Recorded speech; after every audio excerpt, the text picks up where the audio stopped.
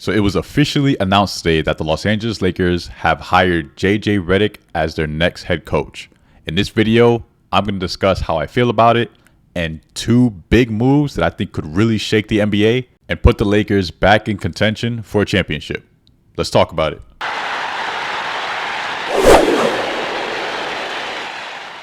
All right, so first and foremost, what do I think about the JJ Reddick hire? I don't like it, guys. I don't like it. I love it. I got to say, I really like it. I think it was a good hire. And I think it's a sign of things to come in terms of the front office and how they're going to continue operating as an organization.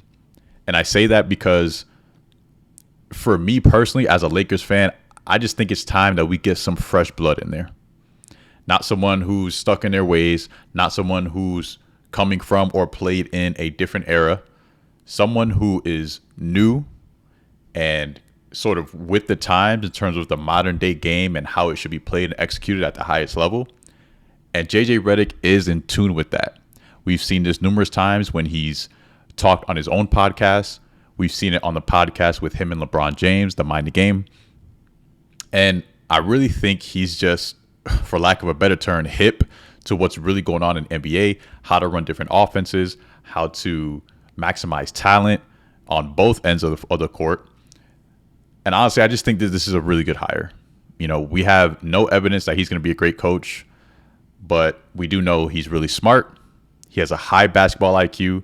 He has respect amongst current players from, you know, his time playing in the league as an elite shooter. And I just think it's going to carry over well in the head coaching position. So where do we go from here? What any head coach needs, especially a first-year head coach, is a strong supporting cast. He needs a staff that is very well experienced, has been around the league a little bit, and can provide the necessary support so that way JJ can excel in his head coaching role. We're already starting to hear rumors of certain names popping up as assistants. You know, you've heard Rajon Rondo as an assistant, Jared Dudley, who just made the finals with the Mavericks, Sam Cassell, of course, and even names like Scott Brooks, who has a ton of experience. Rondo would be relatively new to my knowledge. I don't think he has a ton of coaching experience. I mean, he was just playing with us a few years back when we won the championship. And Jared Dudley, he's got some experience. He's been an assistant at a few different places. So I'm not necessarily mad at that. But if the Lakers wanted to make a splash, if they wanted to really let not just the players, but the media and pretty much everyone else know that, listen, the Lakers are heading in a different direction. We're trying to work our way back to the top of the league where we belong. They need to bring in Mark Jackson as the lead assistant. And this may come as a surprise to some of you, but the way I think of it is Mark Jackson pretty much gave birth to the Splash Brothers as we know them, with Steph Curry and Klay Thompson.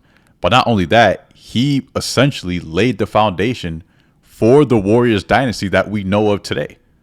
I mean, I'm not trying to discredit Steve Kerr at all. Steve Kerr has done a great job, and obviously he's won 4 championships, and you know he's going to be etched in history as, you know, one of the best coaches that the NBA has had. But you know, those of us that were around at that time, and we know before Steve Kerr, it was Mark Jackson that had the vision to pair Steph Curry and Klay Thompson together and just really let them loose. He wasn't afraid to develop that high-powered offense to where these guys can shoot, and we'll take it from there. And to me, again, like I said, that shows a vision, that shows a fearlessness, and he was eventually, and the Warriors, were eventually able to build around that to develop the Warriors dynasty. He was known as kind of a tough coach, but a loving coach. You know, he cared about his players, but he was about business when it came to improving and showing progress. I think this would be a great hire for the Los Angeles Lakers. We're trying to rebuild that culture. We're trying to bring back what we know as the Showtime Lakers, right? That's our identity. Ever since Magic, that's what the Lakers are, Showtime. You know, we're fast-paced, high-flying, up and down the court, aggressive defense, and we know how to score. JJ Reddick would have an excellent assistant lead in Mark Jackson. So that's the first big move that I think we can make.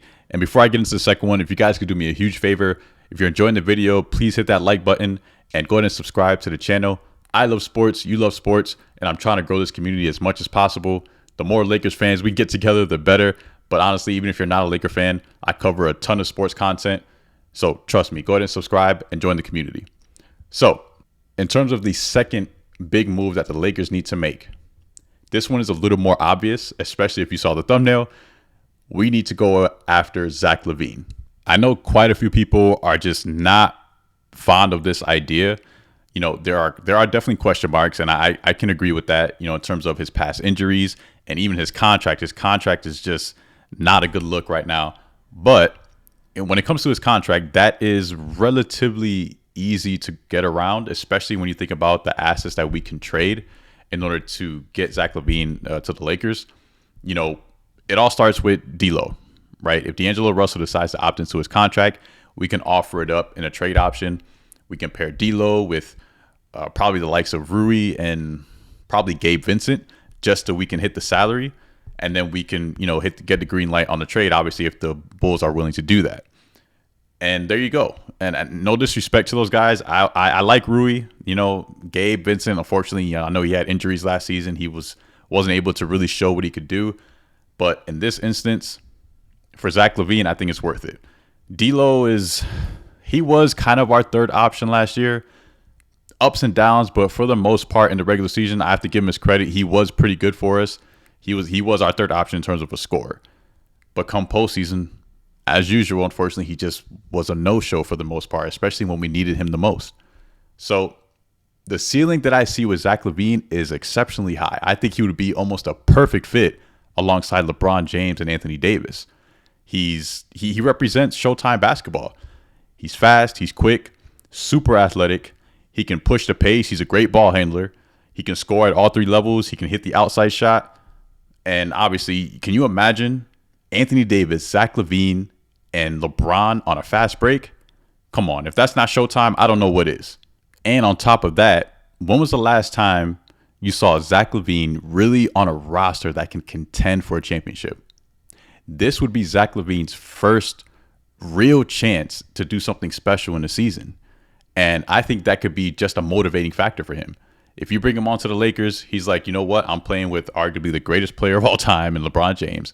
I have one of the best bigs in the game in Anthony Davis. You know, we got a new coach here. They're looking to revitalize the franchise, and I could be a huge piece of that. What could be more motivating to, you know, get your body right, make sure you're sharp with your shooting and your scoring? And again, I just think he would be a great fit. And this situation can really turn out to be something really good. Honestly, my ideal lineup, if we were able to pull that move off, I would say move AR to the point. He played a lot of point guard in college. You know, we've seen him play point guard with the Lakers, you know, kind of facilitating and, you know, pushing the fast break with LeBron and AD. We have AR at the point, Zach LaVine at the 2, LeBron/Vando at the 3, whichever one they want to do. I would say, you know, with LeBron's age, it might be a little easier for him to kind of move to the 4 like he's been doing last year. So we'll say Vando at the 3, LeBron at the 4, AD at the 5. I think that is a formidable starting 5.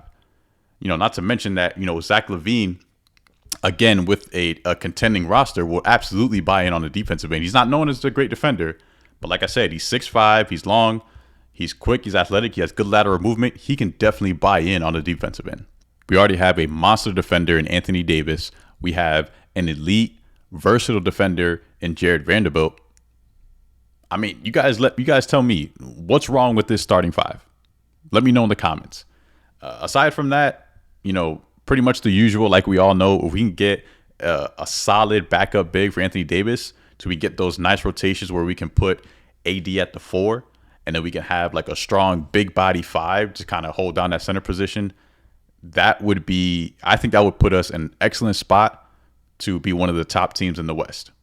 But that's just me. Let me know what you guys think. I appreciate you watching the video. Again, like, comment, subscribe, and I'll catch you guys on the next one. Peace.